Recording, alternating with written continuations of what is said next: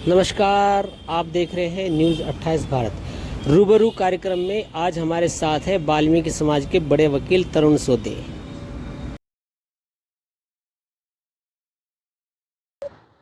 जी, आपका नाम? मेरा नाम तरुण सोदे एडवोकेट।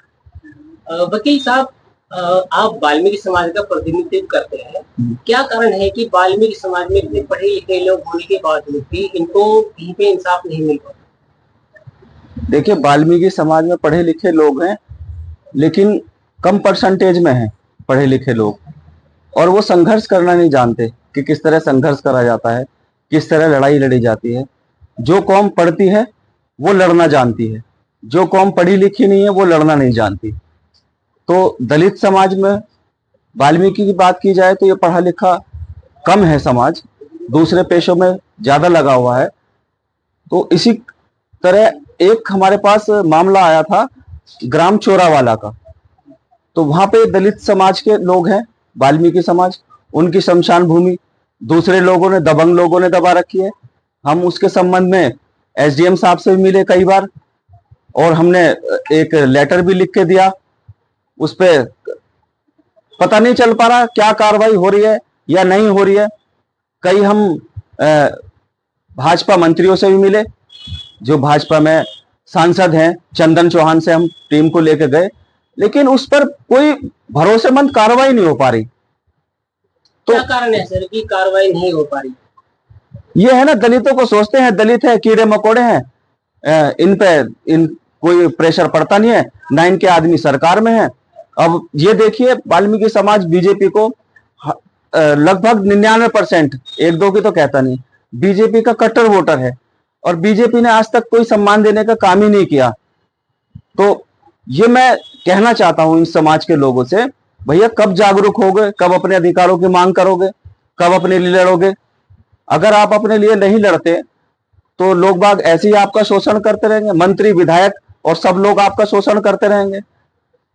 लेकिन वकील साहब, जो चोरावाला वाला मामला है, इसमें जो शोषण करता है वो भी तो दलित ही है, जाटो समाज से आते हैं। फिर ये जाटो समाज के लोग क्यों वाल्मीकि समाज को इतना सता रहे, क्यों उन पे इतना अत्याचार कर रहे? भाई, जाटव समाज पढ़ा लिखा समाज है, अगर वो बिल्कुल वेल मैनर्ड है, और हमने कई जगह देखा है। अभी एक प्रकरण हुआ था, एक टीचर थी वाल्मीकि समाज की, उसमें जाटव समाज की प्रिंसिपल थी, उसको सता रहे थे, उसका वीडियो भी जारी हुआ। तो ये जब पढ़ लिख जाते हैं तो अपने आप को ज्यादा वो ना समझे, भाई सबकी निगाहों में तो हम दलित ही हैं। अब ये ऐसा काम करते हैं, सोनों वाला काम करते हैं कि भाई हम लोग पढ़ लिख गए तो हम दलित नहीं है। दोनों कम्युनिटी के नाम एक साथ बुलाए जाते हैं और गाली भी दी जाती है, तो एक साथ दी जाती है। मैं अपने जाटव समाज और चमार भाइयों से अपील करना चाहूंगा, भाई ये तुम्हारे छोटे भाई हैं, जहां भी इनका हक अधिकार है उसे छीना ना जाए, उनके अधिकार को उनको दिया जाए, क्योंकि ये तुम्हारे छोटे भाई हैं, और हमेशा एक साथ ही रहने का प्रयास किया जाए जैसे पहले से रहते आ रहे हैं। वकील साहब, वहाँ के चोरावाला के लोगों ने ये कहा है कि अगर हमें इंसाफ नहीं मिलता तो एक बड़ा आंदोलन होगा, तो किस तरह से देखते हैं इस चीज को आप? नहीं, आंदोलन तो होना चाहिए।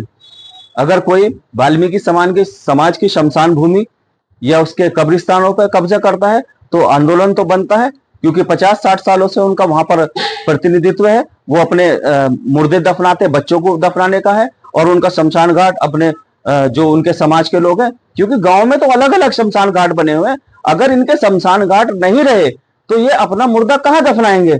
जब जैसे कि हमें पता लगा जाटव समाज का अलग शमशान घाट है, तो जब इतनी द्वेष भावना है तो वो कैसे अपने उन्हें दफनाने देंगे? ब्राह्मण समाज का अलग है और लोगों को अलग है।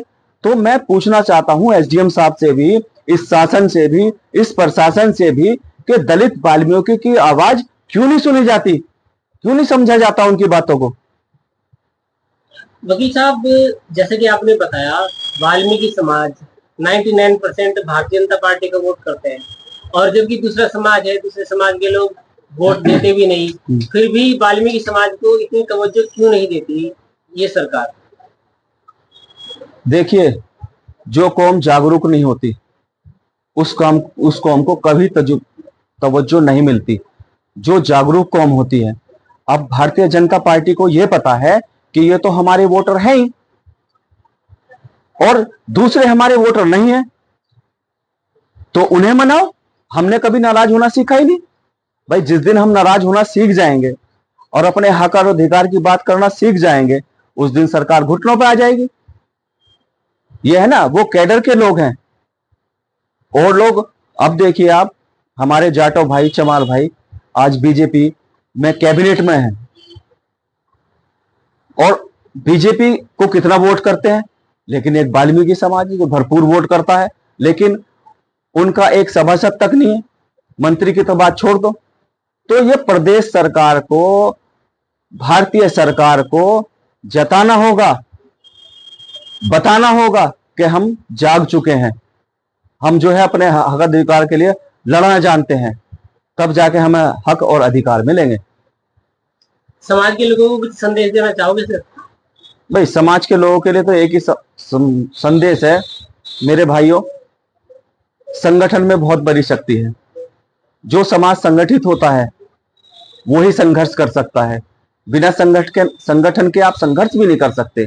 संघर्ष के बल पर आपकी जो जायज मांग है वो तो मानी जाती है, जो आपकी जायज मांग भी नहीं है उसके आगे भी सरकार झुक जाती है।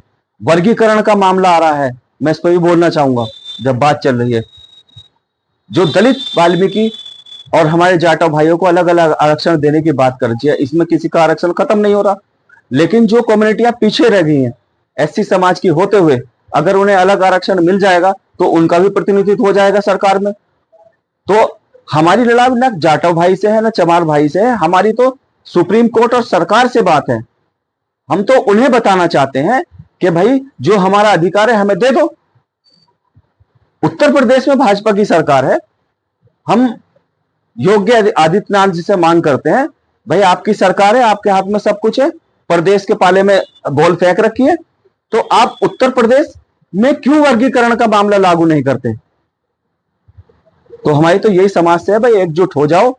जो आपका सम्मान करती है सरकार, जो पार्टी आपका सम्मान करती है उस पार्टी में जाओ, और जो आपका सम्मान नहीं करती उसका पूरे प्रदेश में क्या पूरे देश में बहिष्कार कर दो। आप देख लेना पूरा घुटनों पर आ जाएगी वो सरकार। जय भीम, जय भारत।